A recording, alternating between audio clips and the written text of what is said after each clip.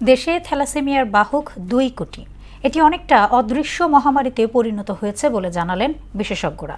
আন্তর্জাতিক থ্যালাসেমিয়া দিবস 2025 উপলক্ষে আয়োজিত আলোচনায় তারা বলেন, দেশে এই রোগে আক্রান্তের সংখ্যা 5 লাখে দাঁড়িয়েছে, যদিও সরকারি নথিভুক্ত আছে 1 লাখের মতো।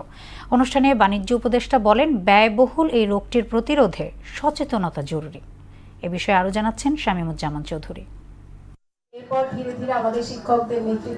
আন্তর্জাতিক থ্যালাসেমিয়া দিবস উপলক্ষে আলোচনা সভার আয়োজন করে বাংলাদেশ শিশু হাসপাতাল ও ইনস্টিটিউট।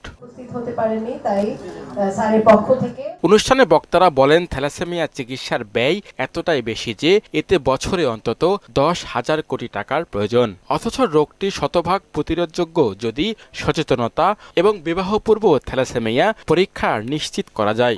যখনই ব্লাড গ্রুপিং করতে যাবে, ব্লাড পরীক্ষা করতে যাবে, আমরা শুধু ইলেকট্রোফোরেসিসটা করে নিই। যারা আমরা প্র্যাকটিস করি, আমরা তো অনেকগুলি পরীক্ষা দিই, রিনাল ফাংশন, লিভার ফাংশন, মাথা ব্যথা, স্টুল আদি, আমরা ইলেকট্রোফোরেসিসটা লিখে দিই।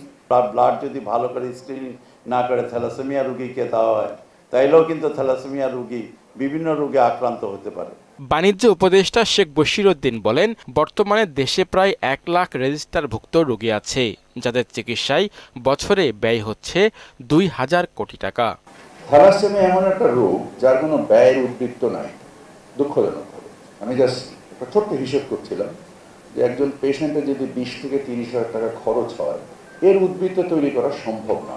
বছরে চিকিৎসা ব্যয় প্রায় 2,000 কোটি টাকা শুধু রেজিস্টার্ড যারা আছেন তাদের জন্য। থ্যালাসেমিয়া রোগের একমাত্র সমাধান হলো সচেতনতা। বিবাহ পূর্ব থ্যালাসেমিয়ার বাহক শনাক্তকরণ বাধ্যতামূলক হলে ভবিষ্যৎ প্রজন্ম এই রোগ থেকে রক্ষা পাবে বলে মনে করেন জনস্বাস্থ্য বিশেষজ্ঞরা।